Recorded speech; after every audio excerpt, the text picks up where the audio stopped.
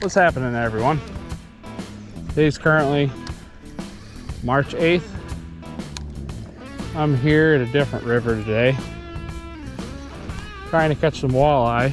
We've had some pretty good rain the last couple days. Brought the river up, made it a little stained, which is nice. Brought this river up some. The river I normally fish is usually, it's right now it's very high, very stained, very kind of chocolatey color. This is more like a stain, like an off green.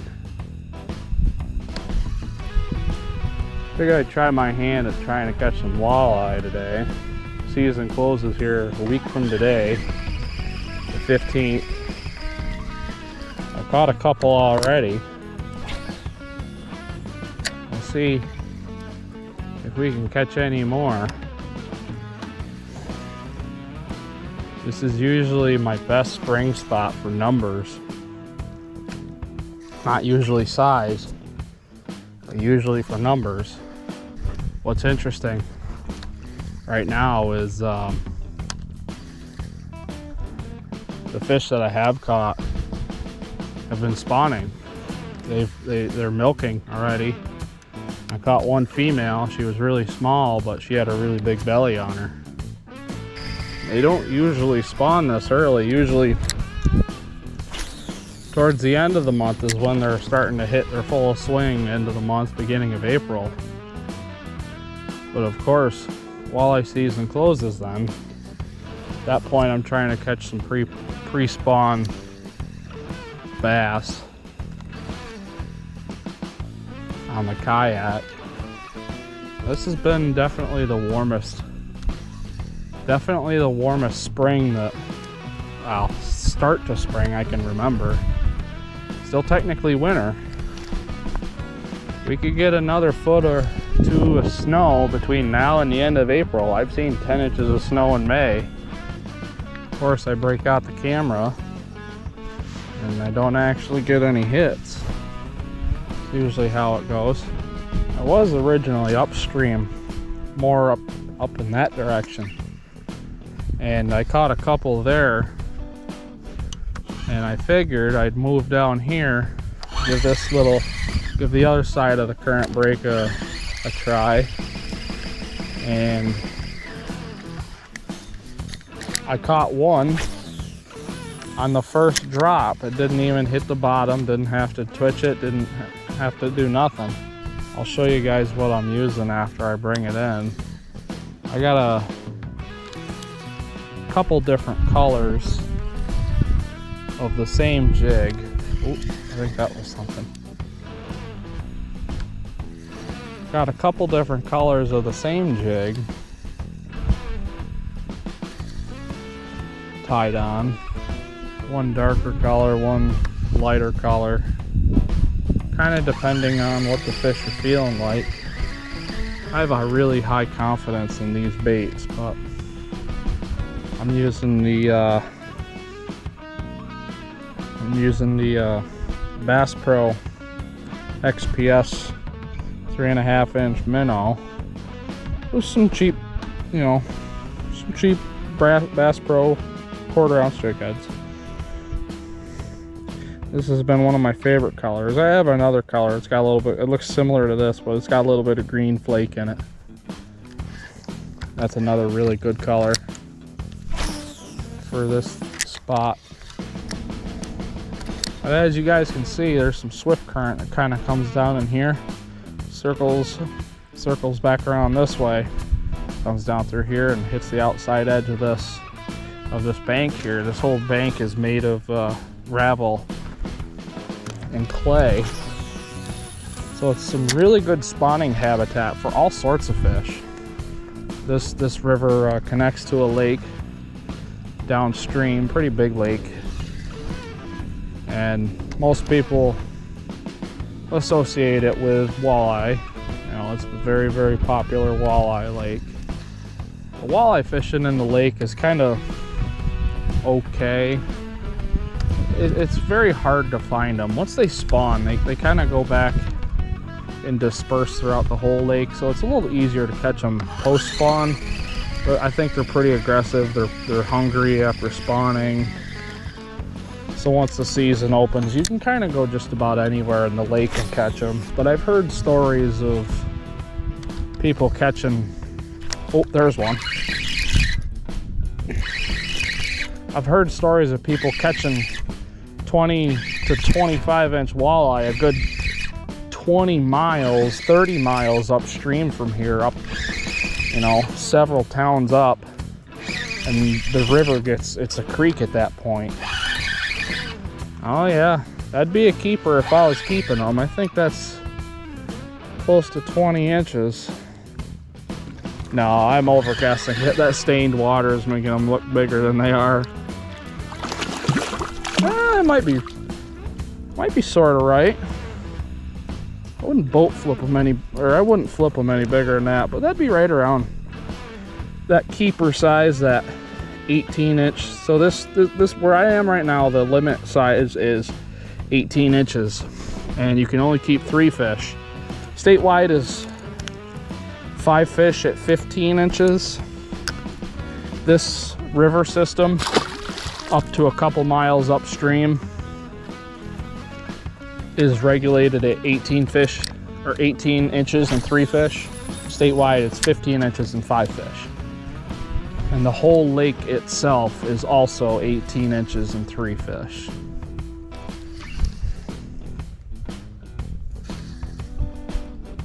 There is a dam on the south side of the lake. I just came from there, the bottom side of the dam, and there was a lot of guys catching bass down in there. I wasn't catching anything, so I figured I'd come up here. I kind of hopped around today. The rivers are all sorts of weird. This is like an off stained color, kind of similar to my home river. The river down by where I work was just, it was a chocolate milkshake, let's say that. It was a chocolate milkshake. There was, you know, 2-3 inches of visibility, and the water was up 6-7 feet from, you know, its normal level. So it's flooded. It's at flood stage. It wasn't fishable. The other river is fishable. This one's the most fishable. I give it another couple days, they'll be stacked in here by the hundreds. I've had days where I've come here and caught 30 by myself in a couple hours.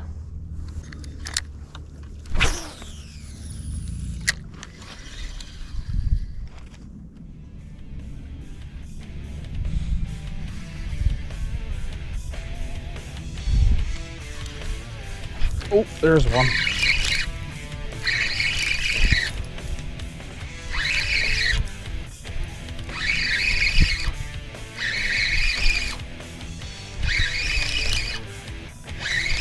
Now, most of the fish in this lake system are short. And what I mean by short is less than 18 inches. Since the limit's 18 inches, most of the fish are 16, 17 inches long.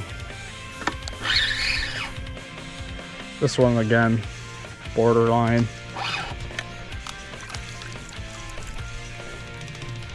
Nice healthy fish though, they're not skinny. But borderline shorties. They're gonna start doing their business here very, very shortly. Yep, see, that one's milking. So they're starting their business.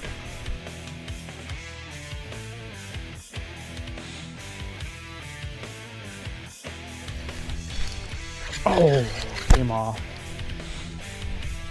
That was definitely a hit.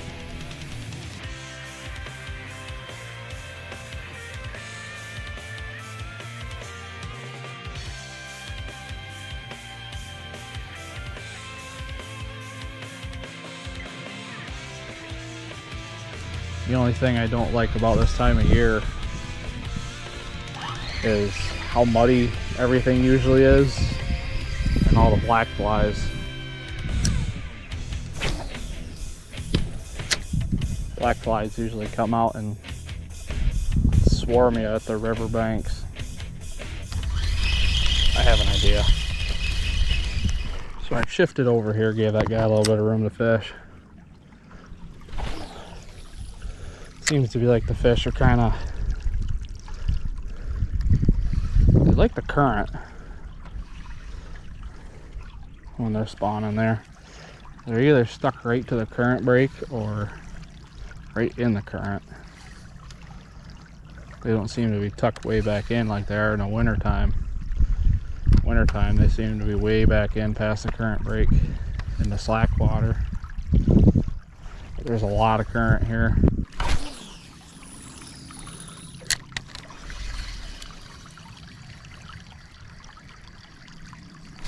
Oh gosh, dang it.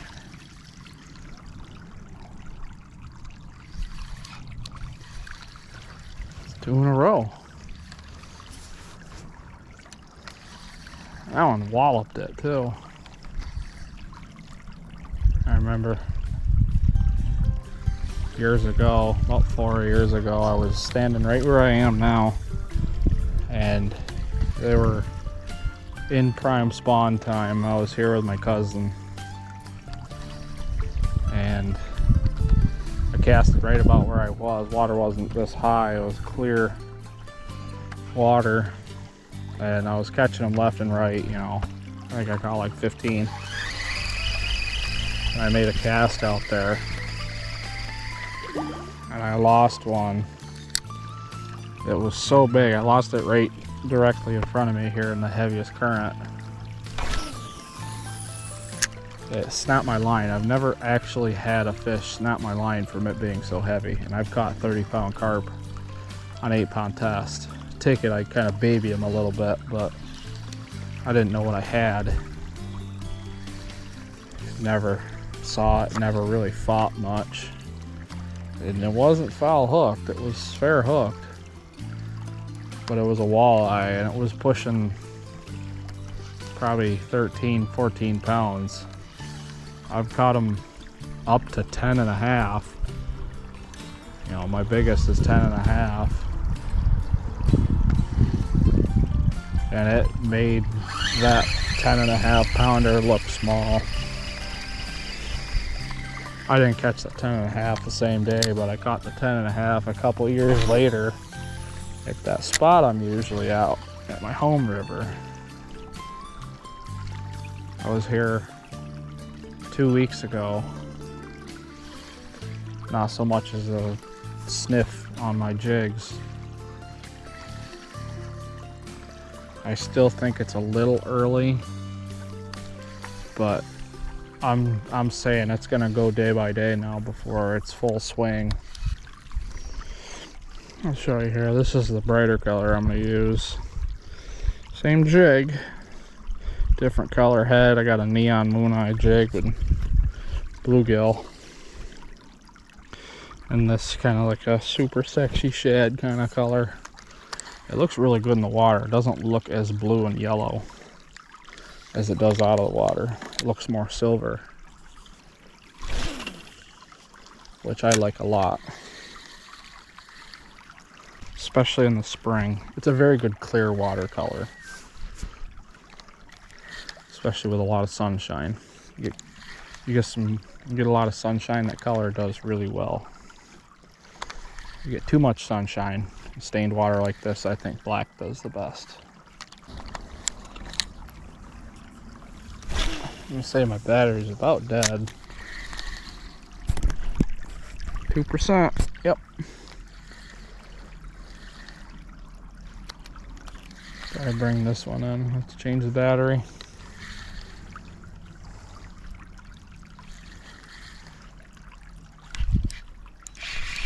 And of course it's gonna die when I get a fish.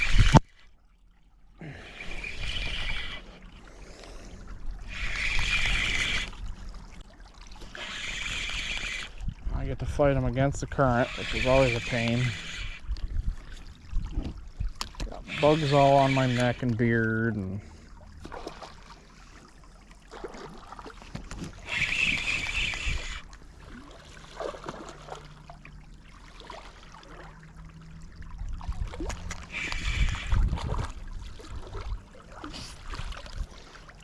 go.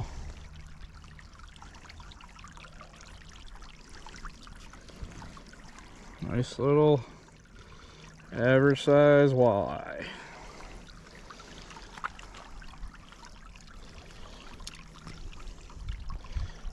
And that guy there. Back you go.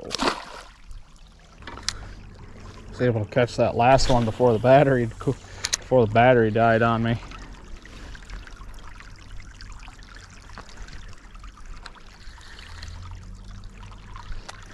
But that story from earlier, that really big walleye I lost right here, I was using an 8-pound fluorocarbon leader.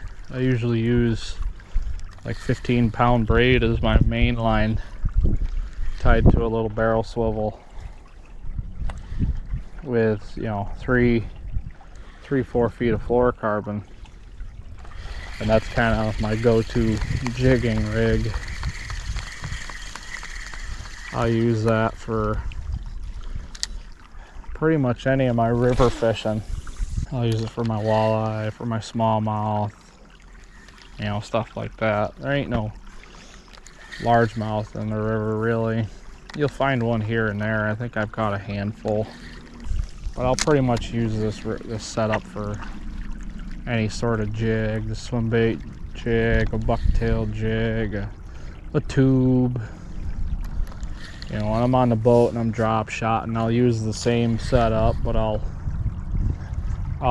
tie on more fluorocarbon depending on, I had one, I missed him. I'll tie on a longer leader depending on how clear the water is. Like if I'm up at Chameau Bay or St. Lawrence or something like that, where the water's super clear, you know, you got 10 feet of visibility, I'm going to be tying on pretty much the whole rod length worth of fluorocarbon. But when the water's really stained like this, it doesn't really matter. You can get away with a 2-foot leader, or no leader for that matter. But I like tying a leader on because it acts like a shock absorber when the fish hits. And as usual, I'm using my normal 2 river fishing rod, my St. Croix Icon and my Bass Pro Carbon Light 2.0. I tell you what, this Icon, you can practically feel a fish breathe on this. I have a St. Croix Premier with a Fluger Supreme on it, and that's you know, I have way too much money tied up into that rod. I got $320 tied up into a spinning rod. So that is a strictly a boat rod. That does not go on the riverbanks with me because I don't want to get all muddy and all banged up. And I mean, take it, the Icon is not cheap either. That's $120 rod, and I got a Fluger President on here, so that's $60, you know, almost $200 for rod reel combo right here. But one thing that's good about St. Croix that I like is they have their own kind of warranty. So if you were to go buy one from Bass Pro, it doesn't really matter. If you go to Bass Pro shops or Cabela's and you buy yourself a St. Croix rod and they ask you, do you want the warranty, the protection plan on your rod, don't get it if it's a St. Croix. Because the nice thing about St. Croix is if you break it, you take pictures of the model number, the serial number, and the break in the rod, and they'll assess the damage and either send you a gift card towards another St. Croix rod, or depending on how bad the break is, they might even just replace the rod. Now, I had a St. Croix Premier that my buddy's battery fell on. His boat battery fell on the rod when we were pulling it up out of the river, and it broke my rod right clean in half, literally like right in here, right at the serial numbers and model number. And I took some pictures, went to the St. Croix website and sent in my information, and they took it. They gave me a call. They said, you're covered, the whole rod is covered. You know, it's a 2-year-old rod, the whole rod is covered. It was a clean break, right in half. It's junk now, so we'll cover you for a whole new premiere. So that is one thing that's really nice about St. Croix. Bass Pro, on the other hand, doesn't do that. So if you were to buy a Bass Pro rod, there's one. If you were to buy a Bass Pro rod, get the warranty.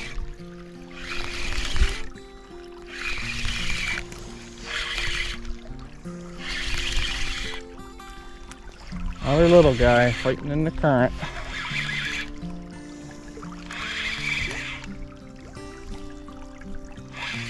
Heck yeah, man.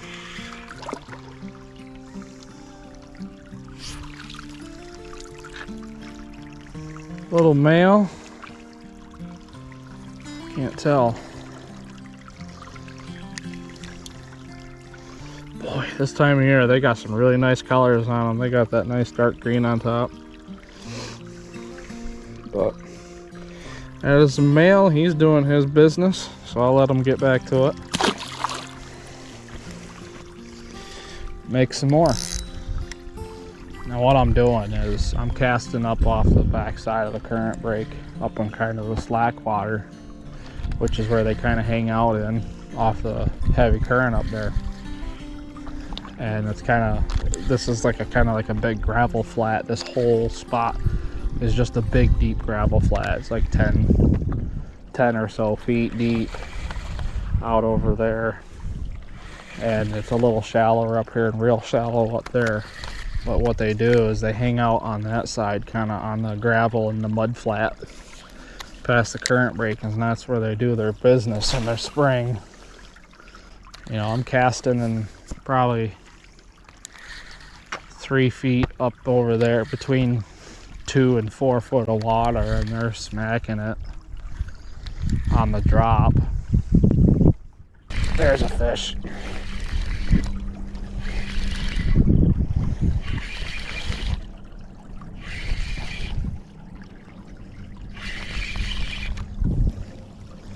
Fighting them in the current. Always a fun time. Can't imagine if I were to get a giant, I'd have to go chase her. Your average run-of-the-mill. Average one-of-the-mill walleye. I'm gonna guess that's probably a male. But again, really good looking fish. Nice, healthy. They're not really that skinny, and that is definitely a male. He's doing his business. I know a lot of people will not like me for catching walleye right now while they're spawning, but I'm throwing every fish I catch back unless it is, you know, an absolute giant, because the season is still open for another 7 days. They're not stacked up in here tightly yet. Another week they will be. They'll be packed in here like sardines in a can. Be packed in here like a packed lip full of skull. Don't do tobacco, kids.